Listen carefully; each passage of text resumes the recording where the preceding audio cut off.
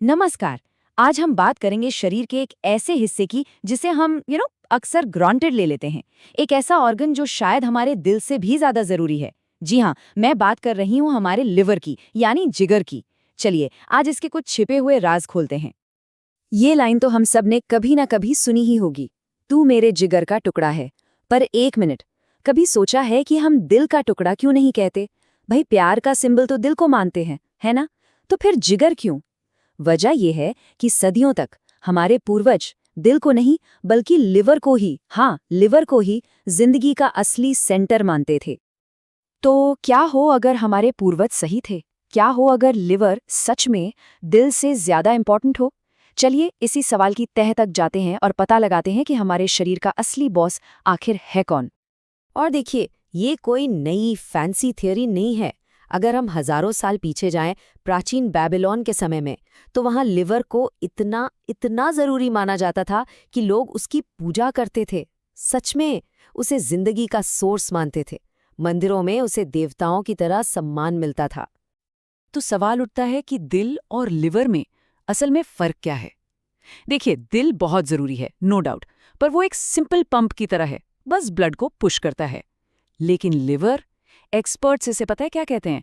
हमारे शरीर का कॉर्पोरेट HQ, मतलब द बॉस। ये सिर्फ 1.5 किलो का ऑर्गन हमारी शुगर, हमारा फैट और यहाँ तक कि हमारी इम्यूनिटी सब कुछ कंट्रोल करता है। सोचिए।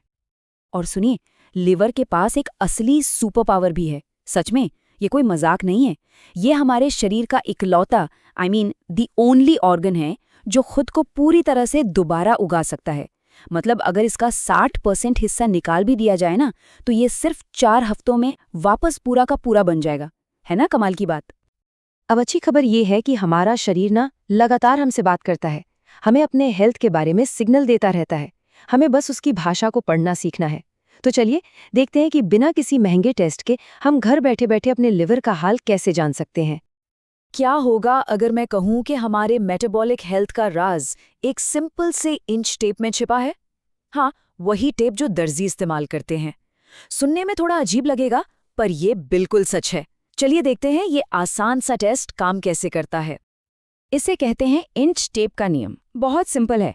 पुरुषों के लिए अगर गर्दन 37 सेंटीमीटर से ज्यादा है या कमर 90 सेंटीमीटर से ज्यादा है, तो ये एक रेड फ्लैग हो सकता है, खराब मेटाबॉलिज्म का संकेत।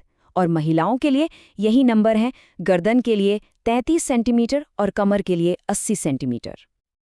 और भी कुछ छिपे हुए सुराग हैं जिन पर ध्यान देना चाहिए। जैसे, क्या गर्दन पर कोई गहरी काली सी लाइन दिख रही है, या फिर शरीर पर छोटे छोटे मस्से निकल रहे हैं?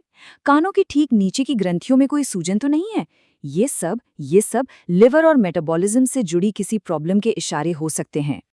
तो अब आते हैं उस प्रॉब्लम पर जो इन सभी संकेतों की जड़ में हो सकती है। नाम है फैटी लिवर, और इसे एक साइलेंट एपिडेमिक यानी एक मूक महामारी भी कहा जाता है। क्यों? क्योंकि इसके शुरुआती लक्षण पता ही नहीं चलते। ये डायबिटीज से भी ज्यादा कॉमन है। और सबसे बड़ी गलतफहमी ये है कि ये सिर्फ शराब पीने से होता है। जी नहीं, ऐसा बिल्कुल नहीं है। देखिए, एक्सपर्ट्स की एक बात गांठ बांध लेने वाली है। वो कहते हैं फैटी लिवर डायबिटीज की माँ है। मतलब समझ रहे हैं?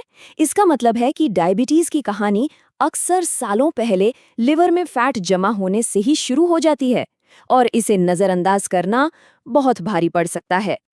तो ये पूरा चेन रिएक्शन होता कैसे है, चलिए समझते हैं।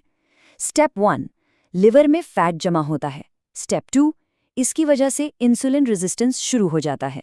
मतलब शरीर की कोशिकाएं इंसुलिन को ठीक से रिस्पॉन्ड नहीं करती। स्टेप 3, फिर बॉडी को ज्यादा इंसुलिन बनानी पड़ती है, जिससे पैंक्रियाज पर लोड पड़ता है और वो थक जाता है। और स्टेप 4, बस यहीं से डायबिटीज की शुरुआत हो जाती है। और प्लीज ये बात समझना बहुत बहुत जरूरी है कि इसका कारण सिर्फ शराब नहीं है। हमारी डाइट में जो एक्स्ट्रा चीनी होती है ना, कोल्ड ड्रिंक्स, मिठाइयाँ, प्रोसेस्ड फूड, अगर शरीर उस शुगर को एनर्जी के लिए इस्तेमाल नहीं करता, तो पता है क्या होता है? लिवर उसे फैट में बदल देता है और अपने अंदर स्टोर कर लेता है। ओके, तो हमने प्रॉब्लम तो समझ ली, पर अब सवाल ये है कि इसका सल्यूशन क्या है? और अच्छी बात यह है कि इसका सल्यूशन हमारे ही हाथ में है। एक्सपर्ट्स हमें 4 लाइफलाइंस या जीवन रेखाएं बताते हैं जिनसे हम अपनी हेल्थ को वापस पटरी पर ला सकते हैं। ये 4 लाइफलाइंस हैं।